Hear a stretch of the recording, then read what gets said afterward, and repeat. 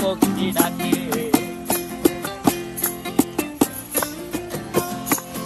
এই সাগর পারে আইসায় আমার মাতাল মাতাল লাগে, এই রূপ দেখিয়া মন পিঞ্জরায় সুখের পক্ষী ডাকে।